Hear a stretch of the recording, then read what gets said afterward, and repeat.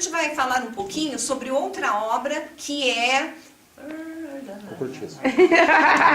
Canal Trolendo apresenta as obras literárias do vestibular ACAF.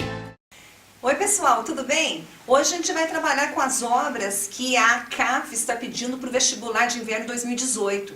É uma seleção de obras, então nós vamos dar dicas para que o vestibulando se sinta mais à vontade no momento em que for fazer a prova de literatura. A primeira obra que nós vamos trabalhar é uma obra contemporânea de um catarinense, o Carlos Schrader, com a obra chamada Fantasias Eletivas. Essa obra, ela mescla, é um gênero híbrido, porque ela vai mesclar a literatura com a fotografia. Então, parte da obra nós temos a narrativa e numa parte aparecem fotografias. O personagem principal se chama René. O René, ele trabalha num hotel de segunda categoria no balneário Camboriú. E ali ele é o atendente, ele é o recepcionista, apelidado pelas pessoas que ali transitam de Mr. Álcool. Porque ele vive com um paninho limpando, como se fosse um tique, ele vive limpando esse balcão. E por esse hotel transita muita prostituta, muito travesti, e chega um dia ali uma travesti chamada Copi, que pede para ele o seguinte: olha, se você me indicar para os clientes do hotel, eu te dou um presente. E ele ficou muito bravo com esse pedido e relembra, né, um pouco o porquê ele está ali. Ele teve que sair do interior do estado, de Santa Catarina, para fugir, porque ele tinha quase matado a esposa e um filho de 3 anos, o Léo. E ele, para matar essa saudade da criança, ele compra sabonete infantil, sabonete da Mônica, para ficar lembrando o cheirinho do filho. E quando o Copi chega, né, a Copi chega para pedir essa ajuda, ele meio que volta para o passado de violência que ele sofreu, um passado de abandono da infância. E aí, no outro dia, a Copi fica sabendo que ele tinha indicado uma outra amiga, né, a Kelly, para um freguês. Ela fica muito brava e vai até a recepção, tira o sapato e dá na cabeça do René. E a partir dali, né, eles travam uma amizade. Ela começa a passar todos os dias para conversar com o René, e nessas conversas ela vai contando a vida dela. A primeira informação, ela diz que nasceu em Mendoza, na Argentina, e se formou em jornalismo em Buenos Aires. Quando ela se percebe, né, travesti, ela foge para Santa Catarina e começa uma nova vida lá. Só que é uma vida muito cheia de memória, de amargura. E ela diz para o René que os principais gostos que ela tem é em relação à poesia que ela produz e as fotografias. Ela tem uma Polaroid, então ela sai, né, quando ela tem folga, tirando fotografia da cidade, construindo poesias. E uma dessas fotografias, que é uma menina muito solitária num trilho de trem, chama a atenção do René. E ele pergunta o porquê. Daí ela diz: olha, eu peguei ao acaso. E ele diz: nossa, eu gostei bastante dessa fotografia. Passado alguns dias de conversa e ele contando sobre as memórias da vida dele, o Copi, ele não aparece. E dias depois o René fica sabendo que ela se suicidou. E deixou uma herança para o René. Ela deixa a máquina, ela deixa o livro de poemas e manda num porta-retrato a fotografia da menina no trilho de trem, que ele havia gostado. E aí a obra termina dessa forma, numa espécie de retrospecto dessa amizade quase improvável entre o René e a Copi.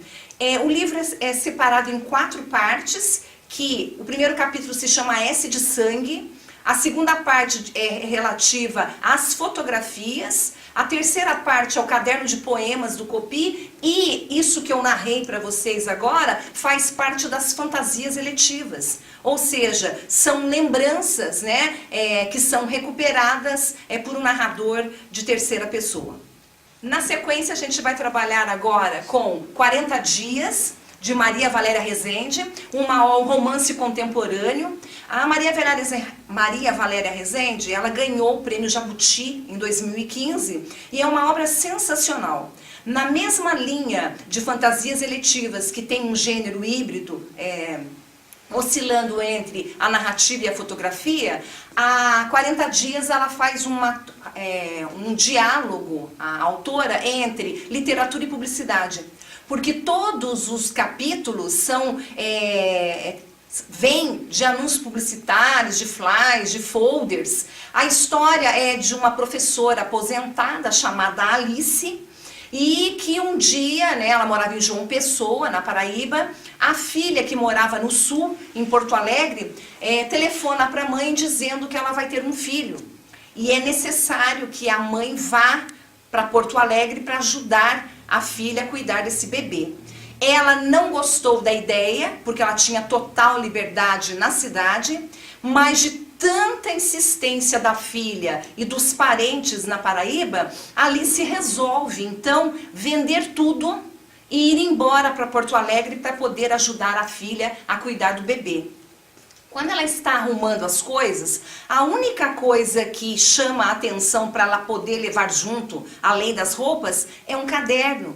Um caderno com as páginas já amareladas, que era da filha dela, que tem na capa a Norinha. A filha dela se chama Norinha. É a Aldenora, mas chamam ela de Norinha. A Barbie.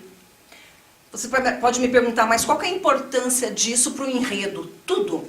Porque a partir desse caderno é que ela vai escrever o seu diário. E é por meio dessas memórias que nós sabemos o que vai acontecer com Alice. Ela vai para Porto Alegre, chega, o apartamento já está todo mobiliado, está todo pronto, e ela se sente meio a um jogo de xadrez. Ela não sabe por que ela está ali, por que ela abandonou tudo. E depois da chegada dela, não demora muitos dias, a Norinha e o esposo vão até lá. E ela fica pensando para um jantar festivo que eles vão anunciar a chegada do bebê. Mas a Norinha fala para a mãe que desistiu da ideia.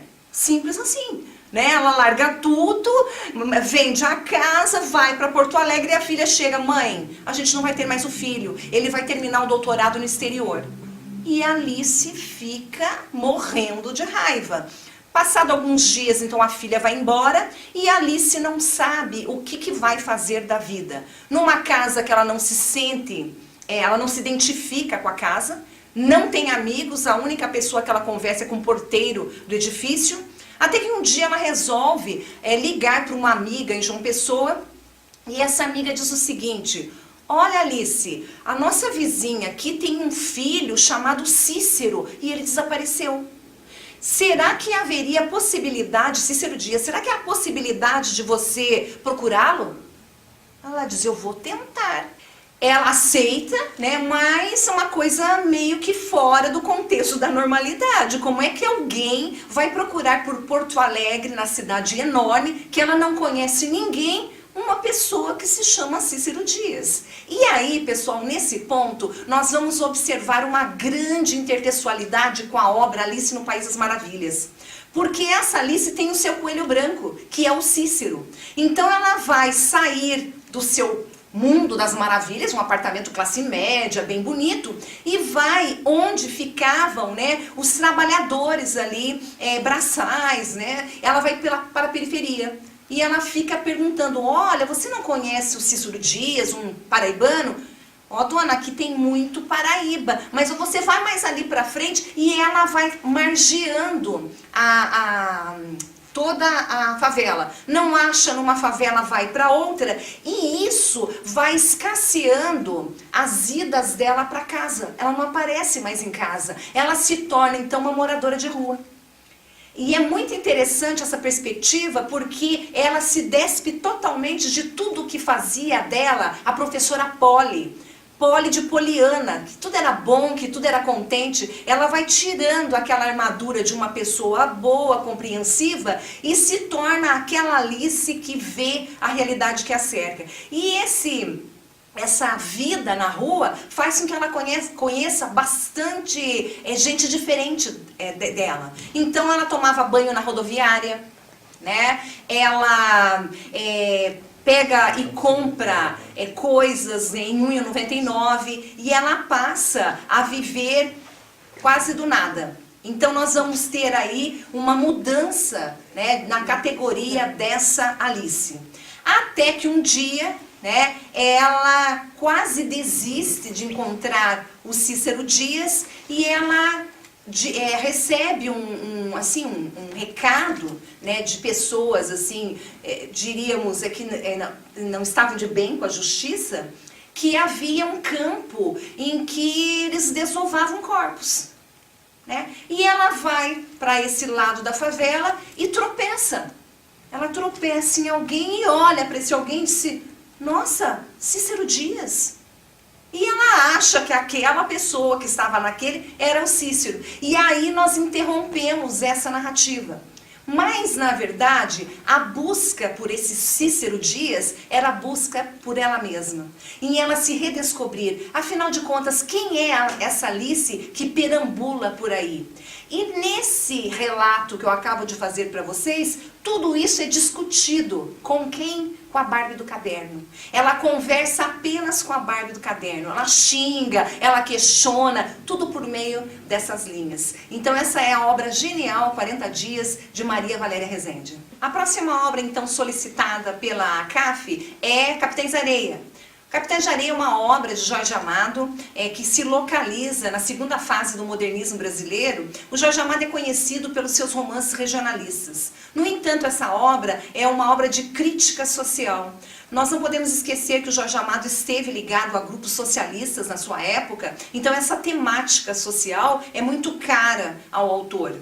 Nessa obra nós temos um protagonista que se chama Pedro Bala, e o Pedro Bala e uma série de meninos entre 9 a 16 anos moram embaixo de uma ponte em Salvador.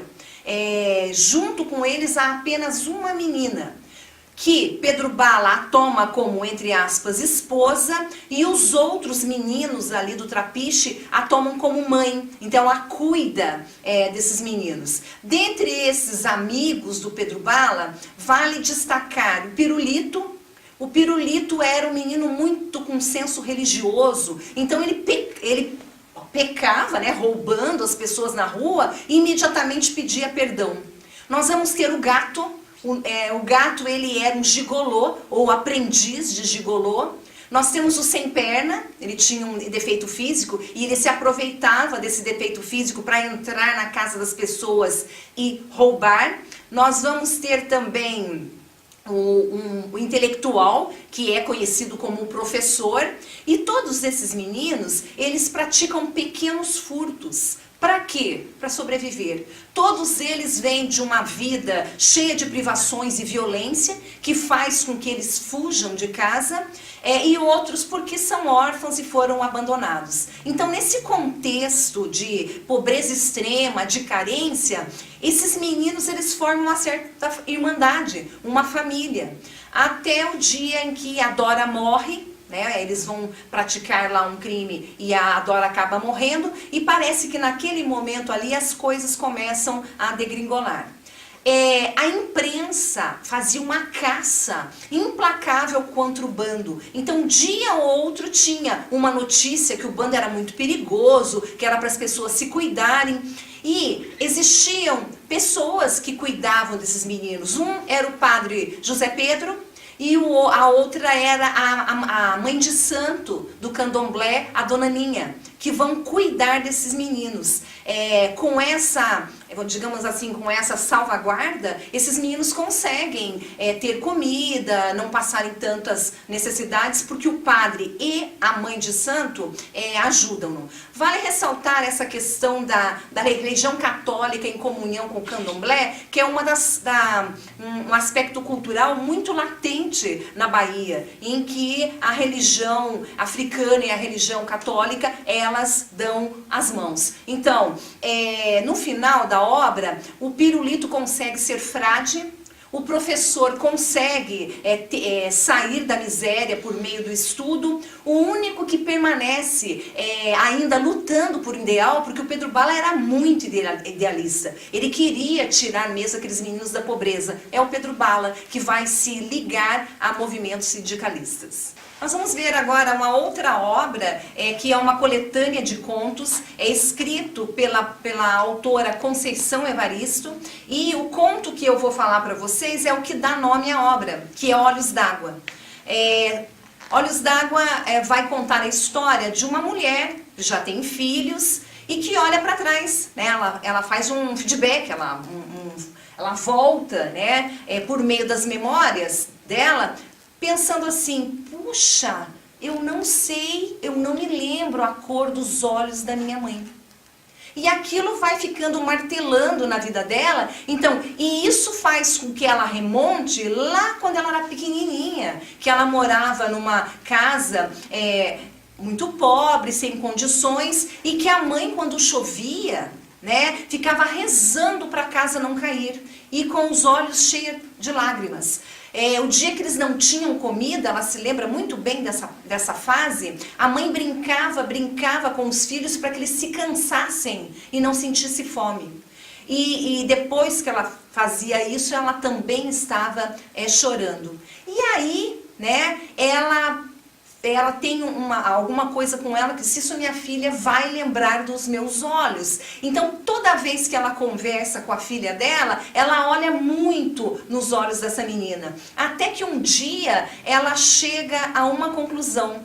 Ela não sabia a cor dos olhos da mãe, porque a mãe vivia com os olhos cheios d'água. E aí, quando a cena final é quando a filha olha para a mãe, porque elas estão se olhando, e a filha pergunta para ela, mãe, que cor são os seus olhos tão úmidos? Então, esse conto que vai dar, né, aí o suporte para todas as outras narrativas, mostra o mundo dessa mulher negra sofrida. Todos os contos dessa coletânea Olhos d'Água, nós vamos ter jovens, vamos ter mulheres que enfrentam a pobreza extrema. E também é muito comum na literatura de autoria negra a recuperação da ancestralidade. Então a Conceição Evaristo sempre vai trabalhar um pouco com esses antepassados, com essa mitologia africana, mostrando que são super mulheres que enfrentam os problemas e isso como uma carga de herança desse povo africano.